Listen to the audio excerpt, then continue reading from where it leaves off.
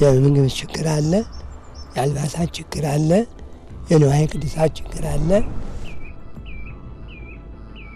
ከጎንደር ጉናጉና ተራራ ስር የክርስቶስን ሕማሙንና ሞቱን በምትሰብከው መስቀል ፊት ለክርስቶስ ልጆች ሁሉ የተላከ የመነኮሳቱ የተማጽኖ ቃል ከራማ ቅዱስ ገብርኤል ዘማደረ ክርስቶስ አንድነት ገዳም ከፍ ብሎ ይሰማል።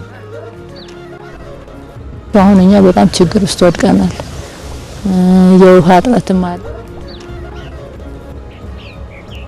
በልቶ ማደር ብርቅ የሆነባቸው መነኮሳት የተራቡ ዓይኖቻቸው የተሻለ ነገን ጥበቃ ሩቅ ሲያማትሩ ይታያል። በቂ ቀለብ በዚህ ስፍራ የለም። ገዳሙ እርሻ የለንም፣ የእርሻ መሬት የለንም እና በጣም የቀለብ ችግር አለብን። ወዲህ ደግሞ የክረምቱን ቆፈን መሸከም ያቃታቸው እናቶች ውርጩን ለመርታት የጧቷን ፀሐይ እንደ ሱፍ አበባ ይከተላሉ። ብርዱ ግን አይሏል። ያው እንደምታዩት ቦታው ደግሞ በጣም ቀዝቃዛ ስለሆነ በጣም ብርድ ነው።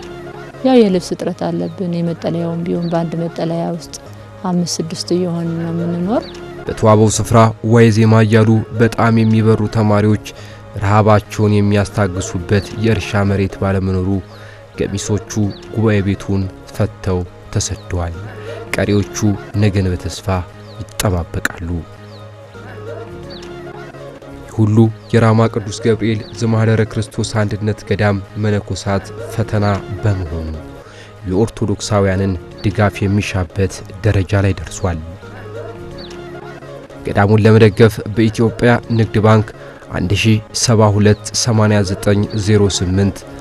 107289085557 አቢሲኒያ ባንክ 5353 2632 በዳሽን ባንክ 5608 94 12 23 011 ላይ ገዳሙን መደገፍ ይቻላል።